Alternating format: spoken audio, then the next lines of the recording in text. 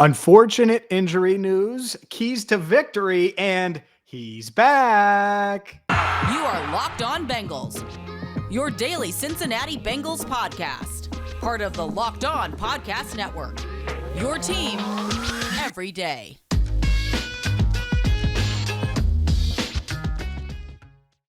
This is that Jake's back dance right here. What's up and welcome in to another edition of the Locked On Bengals podcast. I'm James Rapien. He is Jake Liscow, back from injured reserve, early injured reserve. We broke the Locked On Network protocols. It's a 3-show minimum when you're on injured reserve. Don't tell anybody, but we broke the protocols. Jake Liscow back for our preview show. Jake, it's good to see you. It's weird not seeing you throughout the week during the season, especially. So it's good to see your face. Yeah, we get used to it, right? We talk every day for like an hour a day, 5 days a week. It's you really get used to it. Yeah. So Jake powering through, still feeling a little rough, but powering through. Unfortunately, Riley Reiff not going to be able to power through this Sunday or next Sunday or the Sunday after that. The Bengals placed him on injured reserve on Thursday afternoon, and that's where we'll start. We'll get to some keys to victory on today's show as well, and I'll give my prediction as I get it. The Bengals lost last week. I'm up to 6-7, so it's a big week for me as far as the prediction goes. Another chance, Jake, at 500, but Riley Reiff on injured reserve, Chidobe Awuzie on COVID-19 reserve list as well. So 2 starters potentially out, 1 for sure, 2 potentially out though on Sunday against the Broncos. It's a gut punch ahead of a big game. Yeah, I think the one that immediately would trigger Bengals fans here is Riley Reiff, but I'm not even sure if that's the more impactful of the two, given kind of the opposition that they face the next 3 weeks. So say Riley Reiff is back in 3 weeks. Say it's just a low ankle sprain. He got rolled up on again last week. You can see his left ankle gets hit a little bit on his last play before he leaves the game. If it's just a low ankle sprain and he's back in week 18, which is a week now that exists in the NFL that we're going to be talking about in a couple of weeks, he'll be back in time for the Browns, which is the next time the Bengals play an all-pro edge rusher. Between now and then, they have a few weeks off. Up until this point this season, it feels like there's been an all-pro edge rusher every week. I actually looked at this today, James. Fun fact, in terms of pass rush win rate, the Bengals have faced the top 8 non-Bengal pass rush win rate edge rushers in the NFL this year, because one of them is Trey Hendrickson, but the rest are Max Crosby, Myles Garrett, Rashawn Gary, Joey Bosa, Nick Bosa, Danielle Hunter, TJ Watt. They also faced Robert Quinn, Khalil Mack, and Everson Griffin. I think all those guys were healthy when the Bengals played them. Those guys are all really good pass rushers. They have a few weeks off now. Frank Clark with Kansas City is going to be somebody they have to deal with. I think that Bradley Chubb is a pretty good player who has been injured this year. I'm not sure he's been healthy yet, but they have a few weeks here where if you need to miss Riley Reiff, incidentally, this is a time where that's sort of maybe survivable. Yeah, and that's why this might be kind of calculated. Like this might not be the Logan Wilson situation where it's like, oh, well, if we can get him back, we're going to get him back and we don't need the roster spot. It might be, okay, let's look at our opponent. Deontay Smith is coming back and eligible to be activated this week. And by the way, spoiler, he might be activated by the time you hear this. If not, I expect him to be activated on before Sunday's game. So that clears a spot for him. There's no Bosa, no Garrett on the list, like you mentioned. And they do feel good, better or worse, about Isaiah Prince. And he's missed back-to-back practices with an illness, but it feels like he's going to play if they need him. And it's more precautionary like it was with Joe Mixon last week. So maybe this is the time, like you mentioned. And then as far as Awuzie goes, at least Trae Waynes now has had 5 practices, 3 last week, 2 this week. He'll practice again Friday, barring something unforeseen. He's going to have 2 weeks of practice under his belt, and he's eligible to come back. And I think he was ready to come back last week. It's just Awuzie was good to go, and they didn't know what to do roster-wise. Well, now they do. If he doesn't test negative twice, you just bring Waynes back, and technically you still have another roster spot if you need it for somebody else. So It isn't ideal by any stretch, but at least they have replacements. Yeah, they seem to have a lot of roster flexibility right now, which is a cop out. I mean, it's bad, but they have roster spots. Like, it's not a good thing, but it's a silver lining, I guess. Like, they can kind of do whatever they want here. They have 3 roster spots, 2 of them probably Deontay Smith and Trae Waynes, like you say. I'm going to be curious to see where they line up Trae Waynes and Eli Apple. They both have played the left side this year. I imagine they'll move Apple to the right side. I'm guessing they won't follow as much as they did with Cheeto, but that'll be interesting to see. I don't think they have the guy that's like, okay, Trae Waynes, you're going to follow Cam Sutton. Like, that isn't not Cam Sutton. What's his first name? Cortland Sutton. This is how you know But I'm sick. no, Cortland Sutton. no, but you're right. Yeah, Sutton. And I don't necessarily like Jerry Judy's the scariest one of the bunch for me, and we can get more into that in the matchups. But like, these guys are good. I don't think they're follow. Like, I don't know who I would have Cheeto follow necessarily either. For me, it would be Sutton. I mean, yes, Jerry Judy, very good. Plays a lot out of the slot. Cortland Sutton, before he got hurt, was like next superstar wide receiver in the NFL, and he hasn't quite been that this year. And maybe that's because, as you mentioned yesterday, the most boring quarterback in the NFL, Teddy Bridgewater.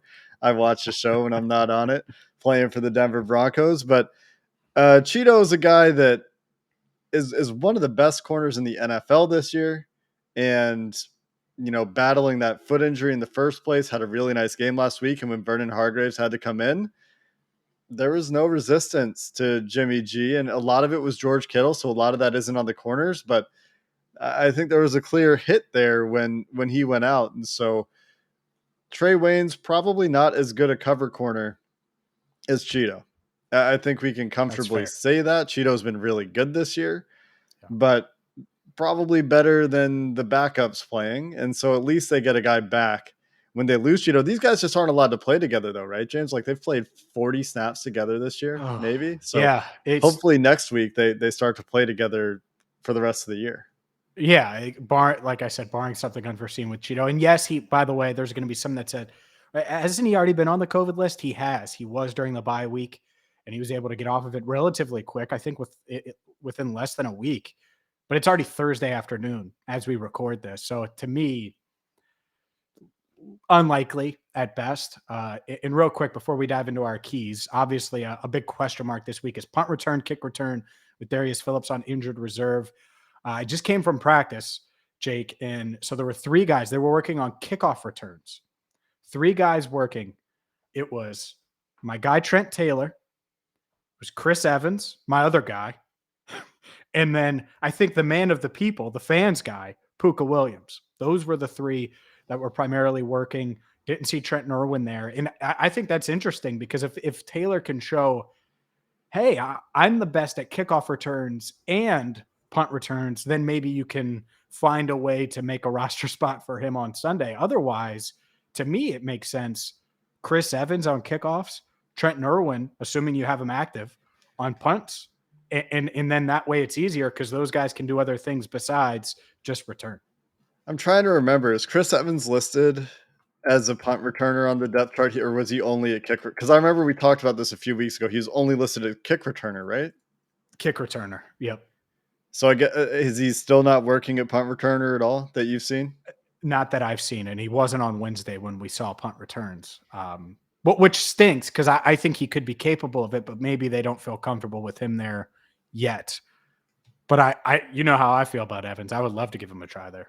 Yeah, and the official depth chart, even though Darius Phillips now on IR, is Darius Phillips, Trent Irwin, Tyler Boyd. Mm-hmm. But Trent Irwin hasn't been active the last few weeks, and so it's weird. We'll see which way they go there. But regardless, let's just make sure they can catch the football. That's all I really care about. Catch the football, hold on to the football, don't fumble the football. Let's not have turnovers on special teams. Let's just like have a week without turning the ball over. But maybe we're starting to get in to keys a little bit, James. So let's go there coming up next.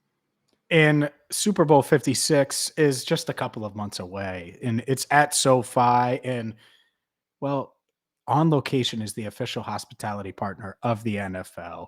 It's the only place to score a once-in-a-lifetime Super Bowl ticket experience package, and you can select your exact seats and choose from elite experiences featuring exclusive pregame celebrations with NFL legends, 5-star Los Angeles hotels, and food from the great Wolfgang Puck. Plus, you can check it all out right now. All of the details by visiting onlocationexp.com/SB56 for more info, or search Super Bowl On Location. It's that simple. That's onlocationexp.com/SB56 or search Super Bowl On Location. By the way, no one plays daily fantasy sports to lose, right? You play fantasy sports to win because you play to win the game.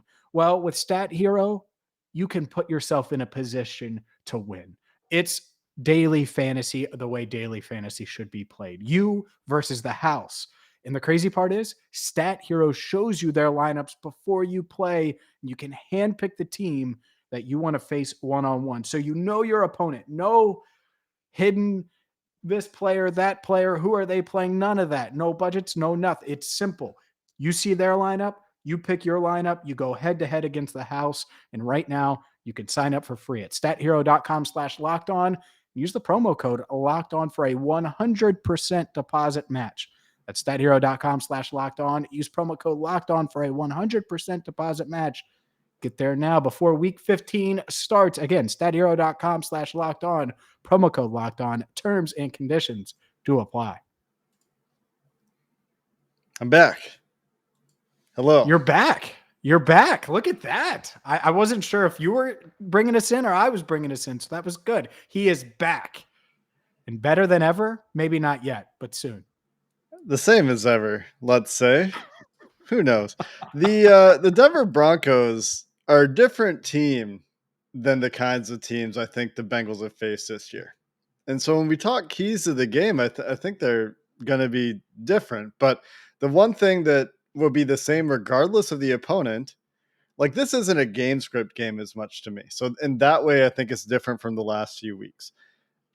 Game script always important to some degree, especially with this team, with this offensive line, with their strengths and weaknesses. But this week, not as crucial in my opinion. But the thing that is constant from now until the end of the season, James, is taking care of the football. I don't care who it is that's turning the ball over. Stop it. I don't care if it's Joe Burrow throwing picks off deflected passes or not. I don't care if it's Joe Mixon dropping the football for his first fumble in 350 snaps or whatever it is. I don't care if his guys can't catch kicks. Don't do any of those things, because when they don't, I can't remember who tweeted it. It was retweeted onto my timeline. When they don't turn the ball over, have one or fewer turnovers, they've lost one game this year. And that makes sense, right? Like you win the turnover battle, you win the game. That's like very common sense, but find a way to clean that up, man. Last week it wasn't the offense. So great, keep that up. Now let's fix special teams, right? And many of our listeners, I'm assuming, are thinking, well, Darius Phillips won't be back there. It'll be fine. But now it's somebody else who hasn't returned punts in a game this year. And so that, catch the ball. That's priority one. Well, I totally agree. And I love how you put it. And here's the thing, like with Darius Phillips, it's like, oh, well, the grass is greener. The Bengals coaches benched him in Detroit and thought he was their best option moving forward. They see him all the time.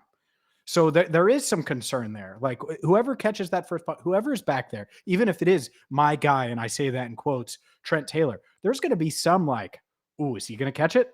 Ooh, is there going to be? And he made a nice, and I posted the video at All Bengals. He made a nice diving grab on a kickoff return where it was set up to make it really difficult, and he had to run up and catch it, and he did. And I think he's sure-handed, but there's still going to be some question marks there. I agree with you, because when I look at the path to the Bengals getting blown out in Denver, I don't think it's necessarily them getting down early and not being able to come back. It's them beating themselves with like 4 turnovers, where Patrick Surtain has a pick 6. There's a fumble here. There's this, there's that. Other than that, like it's kind of strength on strength. Like the Bengals are good against the run. Denver really, really wants to run. I'm not really scared of Teddy Bridgewater, and he is boring. And that's probably why I didn't like him that much pre-draft. And I know everyone kind of loves him, but he's just, he's okay. And it's so there's that. We'll get to the receivers in that part. But if they take care of the ball, they should be fine. Now, you want to talk about game script. I do think there is a scenario where if you jump up on Denver, Teddy B, regardless of the weapons, is not coming back. So there is that, I guess. But yeah, as far as like needing to get the lead, so you're not worried about like Joe Burrow getting pummeled and having to throw it 52 times. I don't think that part of the game script is there this week. Yeah, I guess, some of the reasons the game script has gone off the rails the last couple of weeks is because of the turnovers. So they do very much go hand in hand. And we've seen what happens to this offensive line when they have to protect straight drop back passes. It hasn't been pretty. But this is a bit of a different pass rush beast and a bit of a different offense that they're going against. And like you said, I think Denver wants to run the ball with Gordon and with the rookie from UNC, right? What's his name? Javonte Williams. That's right. I knew it was Williams. Yeah. I have him on one of my fantasy teams, and sorry, Bengals fans, he will be in my lineup this week. I don't know if he's going to play well, but I'm just admitting it, which I think takes courage for me to do on the Locked On Bengals podcast. I really don't know why I just did that, but I did. It doesn't mean I'm rooting for him, by the way. I'm just saying he's on one of my fantasy teams. I traded Melvin Gordon away preseason because I thought Javonte Williams was going to take all his snaps this year, but he's still they're really splitting. A tandem. 50-50. Yeah. It's weird, yeah. But looking at this Denver defense, people like to talk about the secondary of this Denver defense, and Joe Burrow coming off a really nice game, despite some people in the comments section who insist that he should have thrown 5 interceptions or something last week, which is a bit ridiculous. But I'm very willing at this point to take Joe Burrow, T. Higgins, Jamar Chase, and Tyler Boyd against anybody. Patrick Surtain, very good. Excited to see Surtain and Chase go up against each other. When they played each other at Alabama LSU in 2019, they actually mostly got Jamar Chase on Diggs in that game and not Surtain. They actually avoided that matchup. I don't know who was avoiding it, if it was LSU or if it was Alabama, but they only had a few snaps against each other. So if we see some of that, I think that'll be fun. But T. Higgins has really come on the last few weeks. And I don't know if we're talking about it enough, but T. Higgins, 3 straight 100-yard games, obviously, is more than a bona fide weapon on the other side, outside with Jamar Chase. And you obviously can't forget about Tyler Boyd. So Patrick Surtain, Ronald Darby, and one of the Fullers, Kyle Fuller, is the slot corner in Denver. Players that have had nice careers, who have been a bit up and down this year. But if the Bengals can protect, and you certainly expect them to protect a little bit better this week than last week, when they gave up pressure on nearly 50% of Joe Burrow's dropbacks, you would think that Joe Burrow, these weapons can get it going. And just another thing to just throw in, not to get too far ahead of myself here, this is another game where Joe Mixon should be able to get going. We said it a couple of weeks ago against the Chargers, didn't work. But this is another defense that's had its issues against the run. Yeah, a couple things. If they're going to play man, and that's obviously they feel confident in that, good luck. Like that's if you're the Bengals, you've seen all this zone, you had to go against it, and you slowly have inched your way towards being really productive. And you're right, T. Higgins, first Bengals receiver, not Jamar Chase, to have back-to-back 100-yard games since AJ Green. So good for him. He's playing well. He's playing at that level. I think people expected at the beginning of the year, but because Chase exploded and then he got dinged up, it just didn't happen. This Bengals offense, again, I'm going to say it, 30. I expect 30 points a week. I just do. And when you have, especially if they're in man, are you serious? Who the hell is going to guard Tyler Boyd one-on-one? And then who the hell is going to guard Jamar Chase one-on-one? And then T. Higgins one of those guys is going to be open. And then on like let's say 20% of the time they're not, right? 10% of it, maybe pressure's there early or whatever, and you need Joe to dump it off to one of the running backs. Or maybe CJ Uzama's open. Or one of these other guys is open. Maybe it's Chris Evans, who I really think can give them some juice in that backfield when Mixon is out that Samaje Perine didn't. So We'll see if that happens, and we'll continue our keys to victory. That was more so who are they going to guard? Nobody type Ghostbusters key for me. But I got to tell you about BetOnline right now because the line has shifted. Jake mentioned it pre-show. Denver favored by 2.5 now, according to BetOnline.ag. So maybe it's the time to jump on the Bengals, or maybe you think that the Broncos and Teddy B, they're going to take down Joey B. Either way, right now, BetOnline is your number one spot for all the sports action this season, whether it's big boxing fights, UFC, NFL, NBA, and you can check out their new updated website right now on your phone or computer, and you're going to get a 50% welcome bonus on your first deposit at betonline.ag with promo code locked on. So check them out right now, whether you want to bet on Joe Burrow, who again is not favored to win comeback player of the year, but if you look at some of those stats, has a shot at it depending on how the next month goes. You can do that and so much more in one spot. BetOnline.ag. Again, use promo code locked on for a 50% welcome bonus on your first deposit. BetOnline, where the game starts. You know why I'm back today, James? My diet in the last 2 days has been Built Bars and soup. Note that I'm not claiming that Built Bars have any medical benefit, but Built Bar can get you through the holiday season, whether it's you need some extra fuel to get to the mall and deal with your holiday shopping, your last minute Christmas shopping, or you just need to get to the gym and you just need a little bit of help to power through those heavy round metal things that they call weights. Built Bar has you covered and they taste delicious. The coconut brownie chunk has been keeping me going the last couple of days with those real pieces of brownie that I always talk about. But maybe you like cookies and cream.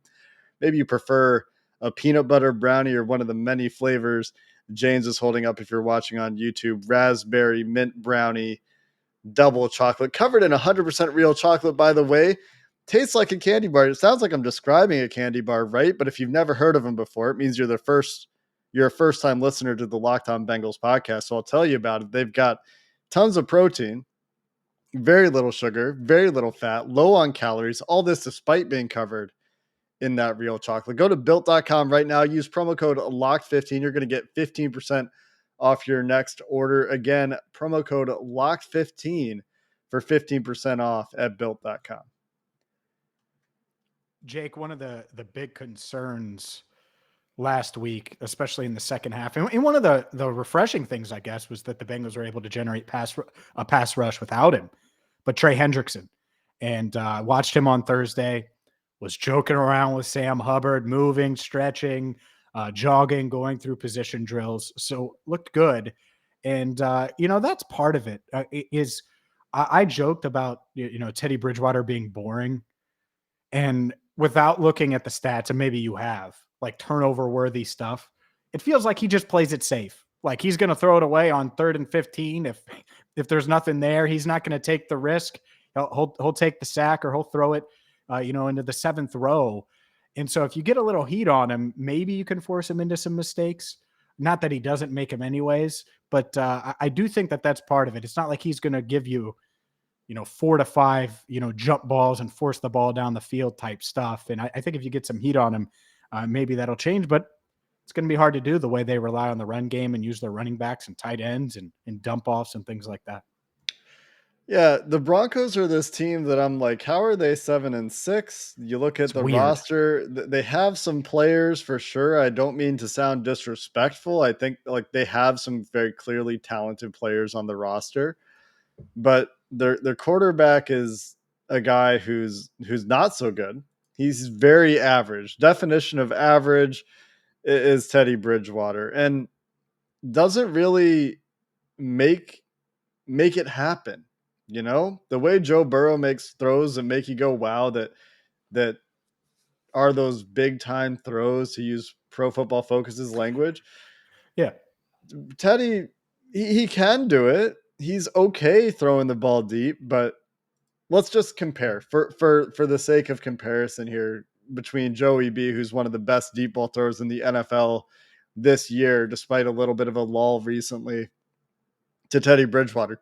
Joe Burrow has attempted 54 passes, targeted 20 plus yards downfield. He has 22 big time throws on those passes.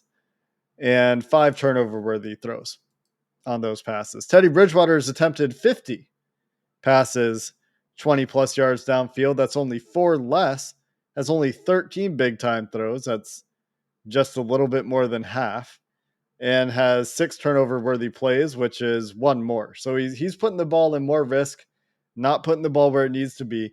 And what does that tell you is that Teddy, for all of his abilities and for whatever he is just not as accurate as Joe Burrow in the deep part of the field. And that also pertains to the intermediate part of the field. And so is this going to be another week where it's contain the run, which the Bengals have been very good at this year, except for the Browns game and to some extent last week against the 49ers, although I thought they played it relatively well, and tackle, keep the ball in front of you and tackle?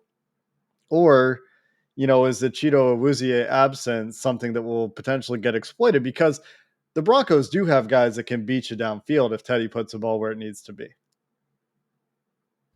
Yeah, no, I agree. They do. And that's the thing is like, it feels like the only thing missing from their offense is a Joe Burrow or a quarterback that can be this playmaker and get the ball down the field. I actually think Sutton has flashed. I think part of it is their ceiling as an offense.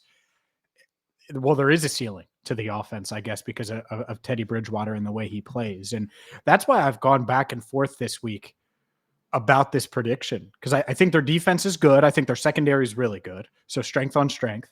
And then on the other side, run game, that's what they're going to be relying on. And while I trust that the Bengals can slow that down, if Teddy Bridgewater doesn't make any mistakes or many mistakes, then, I think it could be one of those close, ugly, weird games that could go either way. And by the way, you are on the road. And while the Bengals have been good on the road, there's that too. So there's a lot of, it's a weird game. And I think it's a weird game that is hard to project. I will say this before, because we're not getting to it yet, I don't think, but I don't think the Broncos are just going to kick the hell out of the Bengals. I don't think this is a 41-16 Cleveland runs all the same way Cleveland ran all over the Bengals. I don't think that's going to happen. Watch it happens now. But I could see it going either way. So I'm sure you have another key or two before I get to my prediction. Well, I think we can just talk about some of the matchups, right? Because while on paper this isn't a team that would scare you as a generic football team, the receivers are kind of scary without Cheeto.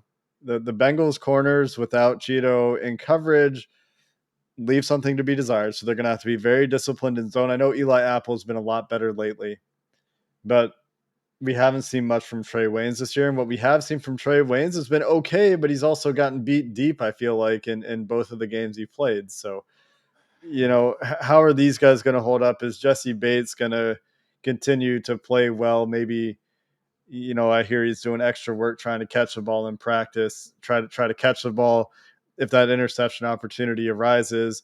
What kind of player are they going to get out of their linebackers? Because the Broncos do have these guys that are like their skill positions. They haven't been as productive as the Bengals guys, but No. George Fant is a freak athlete at tight end, right? Noah Fant, man. Okay. George fine. Kittle. I have an excuse. Yeah. The Sutton we talked about, Jerry Jeudy we talked about, even Tim Patrick is like a fine number 3. Not somebody you put up against the Bengals 3, right? Or even their 4, including tight end. But these guys are talented, in some cases freak athletes that can win one-on-one matchups. And so, there's a real wild card that is, how is Teddy Bridgewater going to play? And how will the Bengals do in containing the run? Because this isn't Cleveland's offensive line, but they have some good players, right? Garrett Bowles, Dalton Risner, Lloyd Cushenberry, Quinn Miners. Like, these are all guys that, besides Bowles maybe, who's turned it around a little bit and is playing pretty well. Not as well as he did last year when he earned his extension, but is at least an average left tackle. These are all guys that you probably like to have on the Bengals. Even Bobby Massey, their right tackle, probably all guys that would be upgrades for the Bengals, but not a Browns quality run blocking offensive line, especially. And while they're good, you have to have I have to have a little bit of faith anyway in DJ Reader, BJ Hill, Sam Hubbard, etc., in being able to defend the run and then making Teddy beat them. Mhm. And then if you get there, then that's where it becomes really wild cardish. I will say that the one other thing I mentioned before the show that I haven't brought up yet, I think, is that these are the two teams that by PFF strength of schedule measurement have the two easiest strength of schedules in the NFL so far.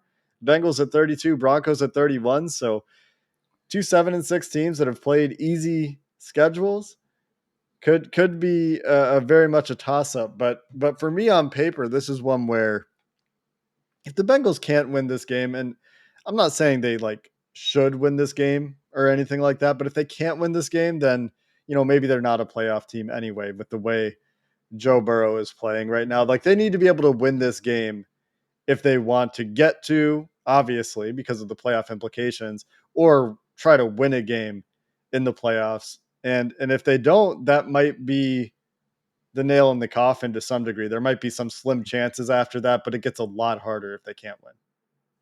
It does. And so a couple of things. I think this, I've said this a couple times this year, I think, but it's been such a roller coaster of a year that it didn't hold true necessarily because I still don't necessarily know what the Bengals are. I think Sunday might tell us what we need to know because look, the Broncos might make the playoffs. Maybe they beat the Bengals. Guess what's going to happen in that wild card round? They're going to get their ass kicked. That's what's going to happen. I'm just letting you know now. I've seen it. I've seen it so many times with these teams that, 9-7 type teams that make it. And that might be the Bengals, by the way. People might be saying, man, they haven't won a playoff game in your lifetime. You're just describing the Bengals too. Maybe. But I know this Broncos story. And so I look at a couple things because it does feel strength on strength as we went over. Yeah, the Bengals are dealing with a couple of injuries, but they should be able to overcome. Overall, I think they should be able to overcome not having Riley Reiff. Again, there's no Bosa on the other side, and it is a loss, and it is a downgrade. It's not the worst thing in the world. This secondary, at least they're getting Waynes back. At least they're not banking on Vernon Hargraves necessarily, and I'm assuming they're getting him back, but I think they're going to get him back. If Cheeto is out, and I expect him to be out probably at this point. So is it the worst thing in the world? No, it's not ideal. Not the worst thing in the world. Okay. Teddy Bridgewater, probably not going to hang 40 on you. That's good. Joe Burrow, the way he played last week, maybe he's going to get into a zone, right? Where this is how he's going to play for the next month because they really need him to if they're going to make the playoffs, honestly. I think that they're going to need that. And the difference, and I was really critical of Zach, do I think he's going to be outcoached this week? Do I think this coaching staff is just going to get outcoached? Because it's going to be offensive mind versus a defensive mind. I don't think so. I really don't. I think that Zach Taylor can win that matchup as we look at matchups. And so that's why the more I think about it, you say you're not sure if this is a game the Bengals should win. If they're a playoff team, they damn well should win it.